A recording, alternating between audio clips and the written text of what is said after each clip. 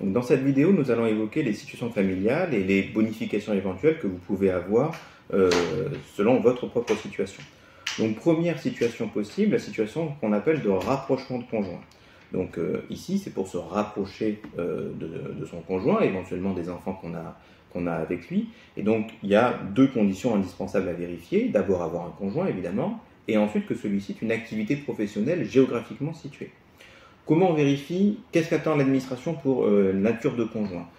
Pour elle, c'est soit on est pacsé, soit on est marié, soit on a un enfant en commun, soit on a un enfant à naître. Donc, ça doit s'apprécier au 30 juin 2023.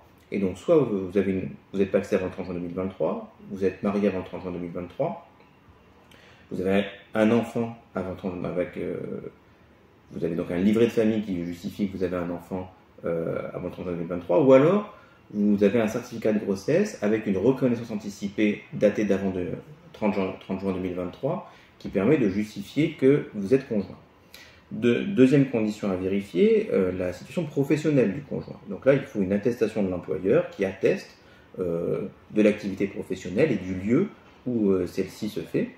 Si le conjoint est inscrit à Pôle emploi, on considère que c'est une activité professionnelle géographiquement située, et donc à ce moment-là, on attend l'attestation d'inscription à Pôle emploi. Si ces deux situations sont vérifiées, c'est un rapprochement de conjoint. Mais ça ne suffit pas à avoir automatiquement les points. Il faut encore que, lors du premier vœu saisi, vous saisissiez bien l'académie de rapprochement. Si votre conjoint a une activité professionnelle sur Rennes, à ce moment-là, il faut demander l'académie de Rennes. C'est logique, mais si vous ne la demandez pas, si vous demandez une autre académie en vœu 1 puis l'académie de Rennes ne sera pas bonifiée. Il faut que ce soit la première académie qui soit mise pour avoir la bonification. À ce moment-là, la bonification elle est de 150 points pour le rapprochement de conjoint.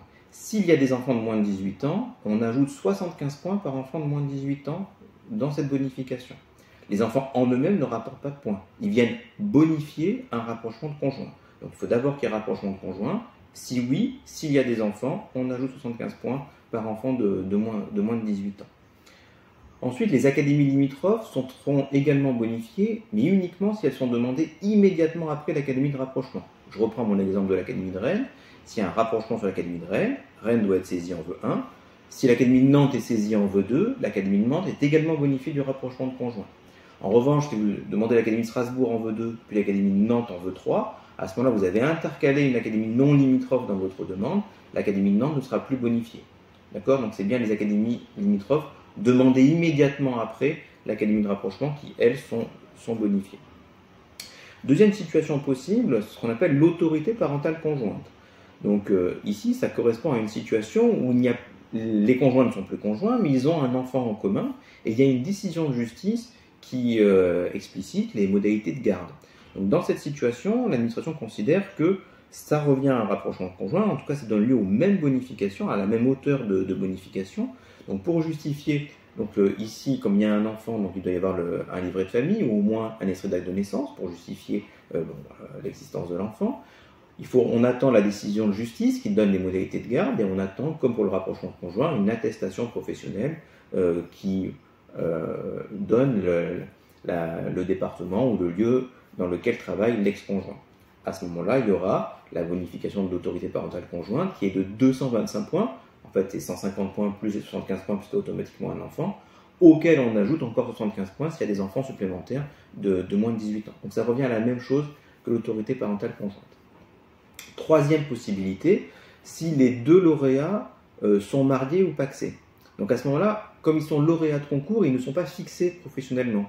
Donc on ne peut pas, ils ne relèvent pas du rapprochement de conjoint, on se rapproche de quelqu'un qui est fixé. Les deux vont être affectés quelque part, mais ils peuvent demander au ministère à être affectés dans la même académie.